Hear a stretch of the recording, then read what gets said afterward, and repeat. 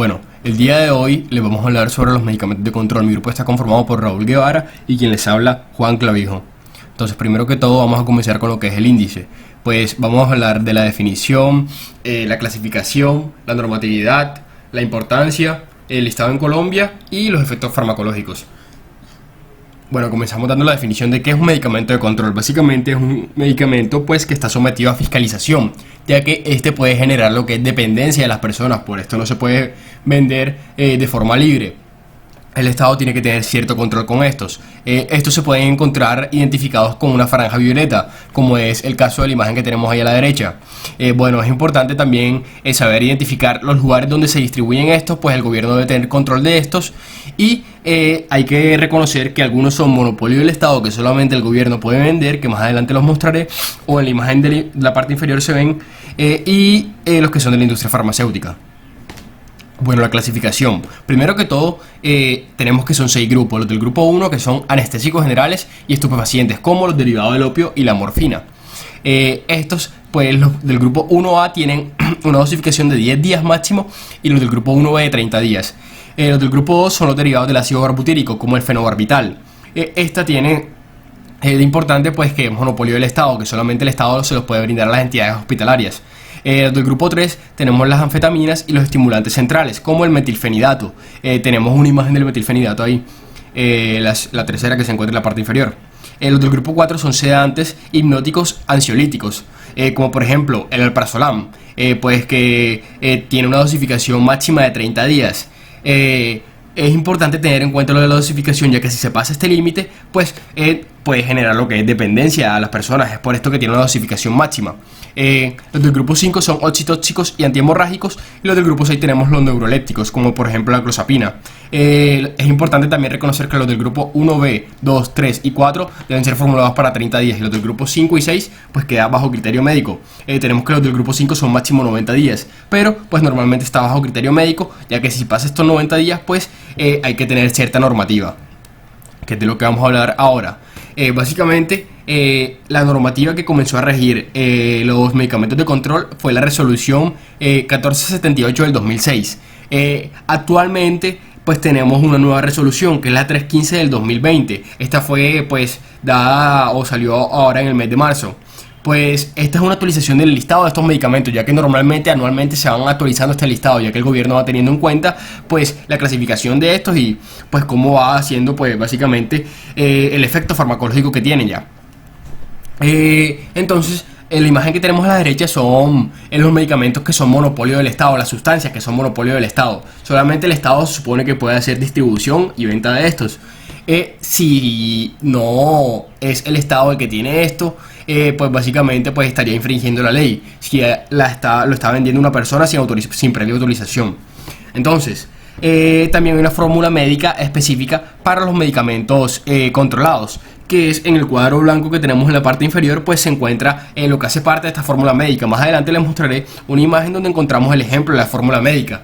Pues básicamente lo que hay que tener como más en cuenta en esta fórmula médica es la dosificación y el tiempo de dosificación también, ya que ya como nombramos anteriormente, cada grupo pues tiene un tiempo límite, un tiempo máximo. Si se supera estos límites, pues hay que pedir un permiso especial. Entonces, tenemos que este es el recetario de medicamentos de control especial. Básicamente tiene una información pues que es la del paciente, de los medicamentos, del profesional y de la entrega del medicamento. Hay que tener en cuenta pues lo que nombré anteriormente, la dosificación, el tiempo de dosificación, y también pues es muy importante que el médico pues debe tener la firma de esta. Vemos que es un formato único, el recetario de medicamentos de control especial, pues es distinto a los otros tipos de recetario. Pues el formato como tal, me refiero. Bueno, estos son unos datos a tener en cuenta. Para cualquier tipo de actividad con estas sustancias, pues hay que tener un permiso, que es el que da el Fondo Nacional de Estupefacientes. Tanto las entidades como las personas deben tener un permiso. Cuando la fórmula pues, de los medicamentos superan las dosis establecidas, pues también hay que pedir permiso al Fondo Nacional de Estupefacientes. Hay unas modalidades de inscripción al Fondo Nacional de Estupefacientes. Te puedes inscribir para hacer importación, exportación, compra, venta local, distribución mayorista nacional, fabricación y acondicionamiento de sustancias. Estas son las modalidades en las cuales te puedes inscribir al Fondo Nacional de Estupefacientes. Y en casos de cambio de terapia o de muerte, pues hay que hacer devolución del medicamento.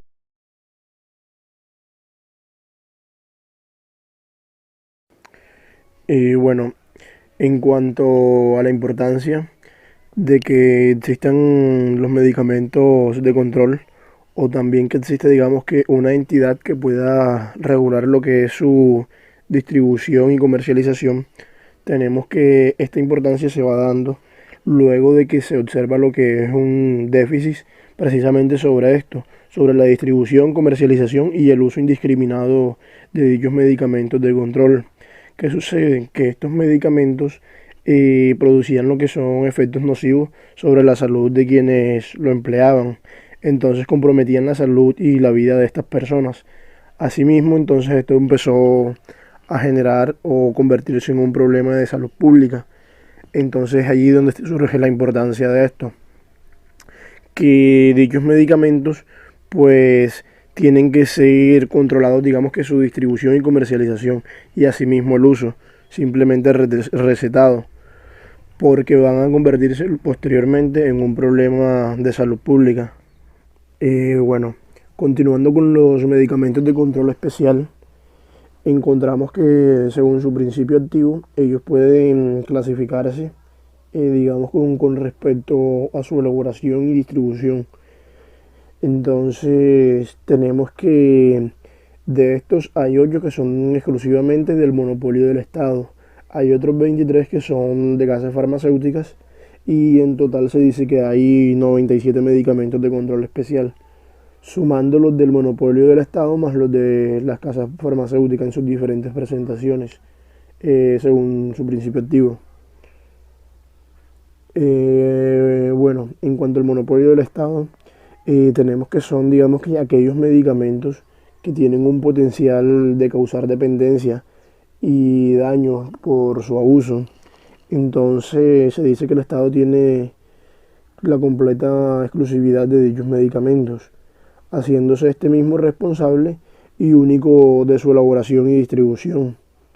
Dentro de los medicamentos pues del Estado, del monopolio del Estado, encontramos 8, que son los que encontramos acá en la presentación, como el fenobarbital, hidrato de cloral, hidromorfona, meperidina, metadona, metilfenidato, morfina y primidona. Bueno, en cuanto a los principios activos, según la casa o industria farmacéutica, les mencioné anteriormente que eran 23 los que pertenecían a esta lista. Bueno, dentro de los cuales pues les voy a mostrar algunos cuantos que son los que encontramos en la lista y también pues los que observamos en la imagen. Podemos encontrar como lo que es el bromazepam, que este es un fármaco de la clase de las benzodiazepinas y es usado, digamos que por sus efectos ansiolíticos, también en neurosis fóbicas y como lo que es un relajante muscular esquelético. Luego encontramos lo que es la Ultiva. En cuanto a este, pues tenemos que este es un derivado, pertenece a los opioides, por así decirlo, siendo un agonista puro de los receptores mu y es utilizado como analgésico y también como sedante en situaciones de dolor o quirúrgicas. Bueno, en cuanto a los efectos farmacológicos de los opioides, o en este caso la morfina, es importante saber que existen lo que son los péptidos opioides, que dichos péptidos opioides son producidos por nosotros de manera endógena. Bueno, ¿cuáles son estos péptidos y qué son? Estos péptidos son 3, las endorfinas, las encefalinas y las dinorfinas. Entonces tenemos que estos péptidos no son más que fragmentos cortos de aminoácidos y que son producidos, digamos que por las neuronas descendentes del núcleo de Rapé. Estas neuronas pues descienden por toda la médula espinal hasta la unión o la sinapsis entre neuronas provenientes de nociceptores y neuronas del asta posterior de la médula. Encontramos que cada una de estas endorfinas de estos péptidos es correspondiente a un receptor. Encontramos los receptores mu, delta y kappa. En la imagen de la derecha observamos lo que sucede cuando uno de estos receptores es activado. Entonces tenemos que estos receptores son proteínas transmembranales de 7 segmentos. Entonces cuando una de estas proteínas se activa o estos receptores por un péptido opioide, tenemos que se desprende una subunidad GT. Asimismo, al desprenderse esta subunidad de GT va a generar, digamos que un cambio conformacional dentro, dentro de la célula. Primero pues va a haber lo que es la disminución de la AMP cíclico y va a haber un aumento del GMP cíclico. Asimismo se van a abrir unos canales de potasio, saliendo el potasio de la célula y haciéndose la célula más electronegativa o la neurona. Y también se van a cerrar los que son los canales para calcio, impidiendo el ingreso de este. ¿Esto qué genera? Esto lo que genera es que no se dé un potencial de acción. Como lo sabemos, pues las neuronas son excitables y tienen un potencial de acción. Entonces, al estar más electronegativo, el interior de la célula va a impedir que se dé dicho potencial de acción, o sea que se transmita el impulso.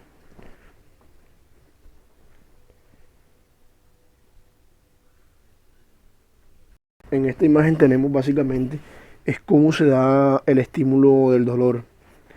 Entonces, observamos que tenemos una neurona presináptica y una neurona posináptica. Entonces, esta primera neurona es proveniente de los nociceptores que se encuentran en la piel. Esos nociceptores pues son receptores de dolor precisamente.